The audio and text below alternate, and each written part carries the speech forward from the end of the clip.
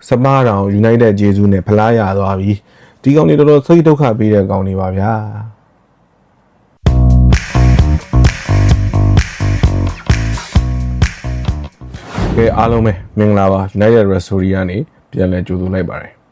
United တို့ကတော့ Europa League Final မှာ Tottenham Hotspur အသင်းကိုတကူမရှိဆွဲကြလက်နဲ့ရှုံးနေဒီစပါးကိုပဲဒီရာသီအတွင်းမှာဒါ၄ချိန်မြောက်ရှုံးတာပေါ့နော်ပွဲစဉ်တစ်လျှောက်ရှုံးပွဲမရှိခဲ့လေဖလားမရဘူးဖိုင်နယ်မှာရှုံးနေဆိုရင်အုပ်စုကထွက်ရတဲ့အသင်းနဲ့ဘာမှမထူးကမ်းသွားတဲ့ခြေစွမ်းကလည်းဖလားရတဲ့ရထိုက်တဲ့ခြေစွမ်းမျိုးမဟုတ်ပါဘူးအသင်းတိုက်ဆက်ကအရန်ဆိုးရတဲ့ဒီနေ့ညဖိုင်နယ်ဘိုလူပွဲကြီးမှာကန်တဲ့အသင်းရဲ့တိုက်ဆက်ကဖိုင်နယ်လိုပွဲမျိုးမှာတော့ဂိုးတကိုးလိုနေရကိုတိုက်ဆက်ကဘာမှထူးထူးခြားခြားလုံးမပြနိုင်ဘူးကျွန်တော်တို့အသင်းကနောက်ဆုံးကန်ထားတဲ့၃ပွဲလုံးသွင်းကိုလုံးဝမရမထားဘူးပရီးမီးယားလိနှစ်ပွဲမှာလည်းဂိုးမရဘူးအော်ဒါကတော့ဖိုင်နယ်ဆိုတော့တခုခုများအပြောင်းလဲဖြစ်လာမလားလို့ဖိုင်နယ်မှာလည်းဂိုးမရဘူးဒီဖိုင်နယ်ဘိုလူပွဲမှာတကိုးလောက်လိုနေရကိုအသင်းတိုက်ဆက်ကဘာမှဂိုးရမယ်ဆိုတဲ့မျှော်လင့်ချက်ကိုမပေးနိုင်တာဝင်းဘက်တွေဖြစ်တဲ့မာဇာရာဝီတို့ဒိုကူတို့ကလည်းဘာမှအားကိုးလို့မရဘူးထူးထူးခြားခြားလည်းဘာမှလှုပ်ပြနိုင်ခြင်းမရှိဘူးနီးပြအနေနဲ့လေလူစားလဲရရင်နောက်ကြရလို့ကျွန်တော်ကမြင်တယ်ဒီပွဲမှာဥပမာဒီမေဆန်မောင်းဆိုရင်သူကစူးစမ်းကစားနေရပဲရှိရဗျာဘာ impact မှမရှိဘူးပွဲထဲမှာဘာမှမလုပ်နိုင်ဘူးသူပျောက်နေရဘူးမြင်နေရတာပဲသူ့အနေနဲ့ဒီထက်ပိုပြီးစောစောလူစားလဲခဲ့တဲ့နေပေါ့အခုကျတော့80လောက်ကြာမှလူစားလဲတယ်ဒီဇက်ဇီးနဲ့ကာနာရှိုးကိုထည့်တယ်အမှန်ဆိုဒီနေရာကိုစောစောစီးစီးလူစားလဲခဲ့တဲ့နာလူရှော့ဆိုလေတော်တော်စိတ်ပြဖို့ကောင်းတယ်ညကန်သွားတဲ့ခြေသွမ်းဘောပိကန်ဒီမှာသူခေါင်းတက်လိုက်တဲ့တလုံးတော့ရှိရဲ့အဲ့လုံးဝင်သွားရင်တော့ဗျာဒီကောင်ညံ့တာတွေကိုရှော့ပေးလိုက်လို့တော့ရတယ်အခုကတော့ဂိုးလဲမရဘူးဆိုတော့လူရှော့ကိုလေကျွန်တော်တို့တော်တော်စိတ်ပြဖို့ကောင်းတယ်လို့ပြောရမယ်ပေးလိုက်ရတဲ့ဂိုးမှလည်းသူအမမကင်းဘူးနော်တိုက်စစ်အတွက်ဖြစ်တင်မော်တွေတင်တော့လေအကုန်လုံးကတခြားစီတွေတစ်ဖက်ကိုးသမားစီတွေကြီးပဲရောက်နေတာဘရူနိုဆိုလည်းညံ့နေဗျာဒီလားပြန်ပွဲယာဒီတလျှောက်တောက်လျှောက်သူပဲထန်းတင်သူပဲဆွဲခေါ်လာပြီးတော့ဒီလိုအရေးကြီးတဲ့ဘုံလူပဲရောက်မှာပဲသူကလည်းခြေစွမ်းရမပြနိုင်ဘူးဒီဘရူနိုကွင်းလယ်မှာကက်စမဲရိုနဲ့တွဲတ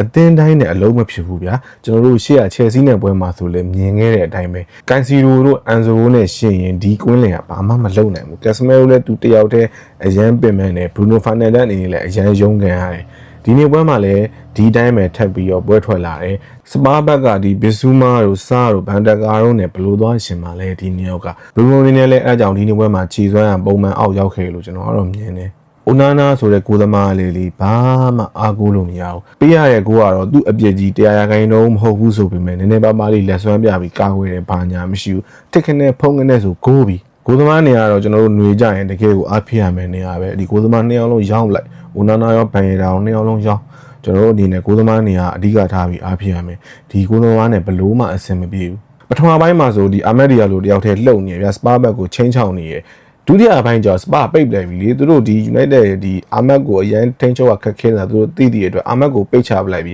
အာမက်ဒီယာလိုရှက်ဒေါင်းချလိုက်ပြီးဘရူနိုဖာနန်ဒက်စီကလည်းဘာမှမျှော်လင့်လို့မရဘူးဆိုရင်ဒီအသင်းသွားပြီကျွန်တော်တို့ဘာမှတိုက်စစ်အတွက်မျှော်လင့်လို့မရတော့ဘူးခြေထောက်ထဲဘောလုံးရရင်အမြင်မောကြီးလန့်တင်တယ်တစ်ဖက်သင်းရဲ့ area တွေကိုဖြတ်တင်မောကြီးတင်တယ်ဒါမျိုးကဒီပွဲပြီးကန်ဒီအရေးအကြောင်းကာလမှာလောက်တာကိုကျွန်တော်ကလက်ခံတယ်တစ်ဖက်အသင်းဂိုးပေါက်ရှိကိုဘောလုံးများများကြလေလေတစ်ဖက်နောက်တန်းတစ်ဖက်ကစားသမားတွေကကစင်ကလေးဖြစ်လေပဲဒါပေမဲ့တပွဲလုံးကြီးဒီလိုကြီးလုံနေတော့ဘလို့အလုပ်ဖြစ်တော့မှာလဲစပါဘက်ကအဲ့လောက်ကြီးအမနေဘူးလေသူတို့ကအမြင်မောရှင်းနေတဲ့ကစားသမားတွေထည့်ပြီးပွဲကိုထင်းလိုက်တယ်ကျွန်တော်တို့အသင်းအဲ့ဒီမှာဘာမှမလုပ်နိုင်တော့ဘူးအားရစရာကောင်းတဲ့တိုက်စစ်ထိုးဖောက်မှုဘယ်နှခါမှမြင်ခဲ့ရလို့တစ်ကြိမ်တစ်ခါမှမတွေ့ခဲ့ရဘူးဆိုရှာလက်ထက်တုန်းကလည်း2021ဒီ Europa League Final မှာပဲဘီလာရီကိုရှုံးတယ်အခု2025 Europa League Final မှာပဲစပါကိုထပ်ရှုံးတယ် Final တစ်ခါရှုံးပြီးရင်တော့စိတ်ထဲမှာတော်တော်နဲ့မေးဖြောက်လို့ရတာမဟုတ်ဘူးအခုထပ်ရှုံးမြန်ပြီစပါးတောင် United ဂျေဇူးနဲ့ဖလားရသွားပြီဒီကောင်တွေတော်တော်စိတ်ဒုက္ခပေးတဲ့ကောင်တွေပါဗျာအခုတော့ပရီးမီးယားလိမှာအဆင့်16နဲ့ရာသီသိမ်းတယ်ဖလားလက်မဲ့ရာသီဖြစ်တဲ့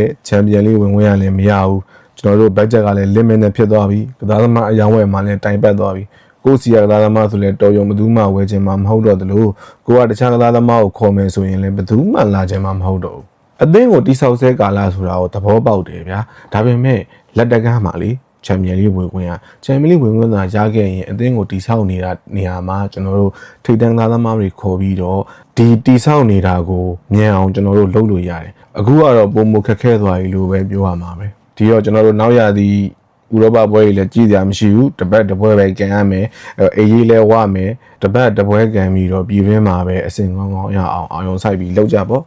ကျွန်တော်တို့ဒါပဲပြောစရာရှိတယ်ပွဲနဲ့ပတ်သက်ပြီးတော့အများကြီးလည်းပြောစရာမရှိဘူးပြောချင်စိတ်လည်းရှိမနေဘူးပေါ့နော်အားလုံးပဲထပ်တူစိတ်ညစ်နေမယ်ဆိုတာကျွန်တော်နားလည်ပါတယ်ဒီတော့အားလုံးပဲကြားထဲမှာအသင်းရဲ့အပြောင်းရွှေ့တဲ့တွေထူရင်ထူသလိုအသင်းအခြေအနေတခုခုထူရင်ထူသလိုကြားထဲမှာပြန်လဲဆုံတွေ့ကြတာပေါ့ကြည့်ရှုပေးတဲ့သူတွေအားလုံးကိုကျေးဇူးအများကြီးတင်ပါတယ်ရုပ်ရှင်နှစ်သက်သူများအတွက် Netflix, Prime Video, Disney Plus, HBO Max, Apple TV တချင်းနားထောင်ရတာနှစ်သက်သူများအတွက် Spotify, Apple Music များကိုအကောင်းဆုံးဝန်ဆောင်မှုများဖြင့် Zoche Group ရဲ့ Facebook Page သုံးခုဖြစ်တဲ့ Zoche, Netflix Fan မြန်မာစိတ်တိုင်းကြ Digital Power တိုက်တို့မှာဝယ်ယူအားပေးလို့ရပါတယ်။ Telegram ကနေတစ်ဆင့်လဲဝယ်ယူလို့ရပါတယ်။ Page တွေရဲ့သက်ဆိုင်ရာ link တွေကို video ရဲ့ description မှာထည့်ပေးထားပါတယ်။